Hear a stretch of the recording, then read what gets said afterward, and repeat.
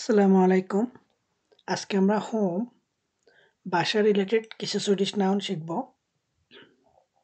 হুস হুস হুস হচ্ছে হাউস। lägenhet lägenhet lägenhet হচ্ছে অ্যাপার্টমেন্ট।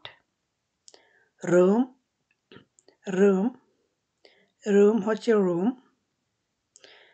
উচ্চারণটা অনেকটা ইংলিশের মতোই, কিন্তু লেখার সময় সুইডিশে ও না লিখে ইউ লেখে, RUM। সোভরুম সোভরুম সোভরুম হচ্ছে বেডরুম। vardagsrum vardagsrum vardagsrum হচ্ছে living room. kök kök kök হচ্ছে কিচেন। badrum badrum badrum হচ্ছে বাথরুম। matsal matsal matsal হচ্ছে ডাইনিং রুম।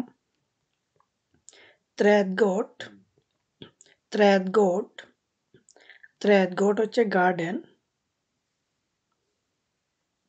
এখানে দুইটা শব্দ একসাথে হয়েছে। träd মানে হচ্ছে গাছ, আর গোড মানে নর্মালি বলা হয় ইয়ার্ড, যেটাকে আমরা বলি বাগান। সো trädgård একসাথে বলে আর কি গার্ডেন, বাগান। আর গোড অর্থ হচ্ছে আর কি বাগান বা ইয়ার্ড বলি আমরা ওইটা, গোড। ত্বক ত্বক ত্বক হচ্ছে রুফ, ছাদ।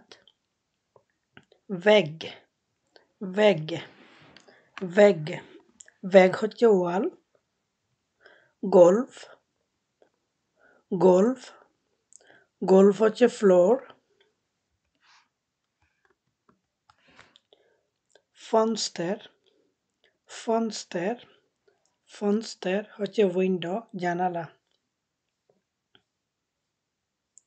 dörr dörr dörr হচ্ছে দরজা।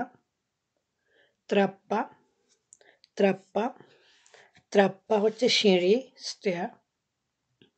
balkong balkong balkong হচ্ছে ব্যালকনি। uteplats uteplats uteplats হচ্ছে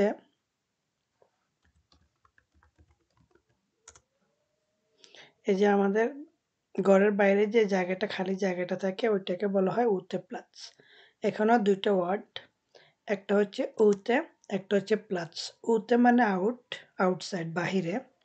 প্লাস মানে জায়গা, আর একসাথে বললে বলা হয় উতেপ্লাস। গারস গারস গারস হচ্ছে গ্যারেজ। উইন্ড উইন্ড উইন্ড হচ্ছে অনেকটা ছাদ বলি আমরা আর কি এটাকে, যে ওই যে উপরে যে এটা থাকে আর কি, ওইটা। এই যে এই পাশটা একটা বিল্ডিং এর, একটা বাড়ির, এটাকে বলা হয় উইন্ড। শেল্লারে শেল্লারে শেল্লার হচ্ছে basement. Open space open space open space হচ্ছে ফায়ার প্লেস। এই যে বাড়িতে, যেসব বাড়িতে আগুন জ্বালানোর সিস্টেম থাকে, এই যে এগুলোকে বলা হয় ওপেন স্পেস। মবলার মবলার মবলার হচ্ছে ফার্নিচার। মাত্তা মাত্তা মাত্তা হচ্ছে কার্পেট। স্পেগেল স্পেগেল স্পেগেল হচ্ছে মিরর বা আয়না। গার্ডিরোভ গার্ডিরোভ গার্ডিরোভ হচ্ছে ক্লোসেট।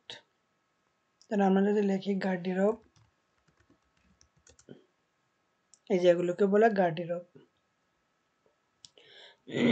আমরা জামা কাপড় রাখি যেখানে ওইখানে। হিল্লা হিল্লা হিল্লা মানে শেলফ, এটা বুক শেলফ হতে পারে। হিল্লা। বুট বুট বুট হচ্ছে টেবিল। তো আজকে এতটুকুই থাকবে, পরে টিউটোরিয়ালে আমরা বাকিগুলো নিয়ে আলোচনা করব। তো আমি আরেকবার বলে যাই। হুস, lägenhet, room, sovrum, vardagsrum, kök, badrum, matsal, trädgård, gård, tak, vägg, golv, fönster, janala, dörr, dörja, trappa,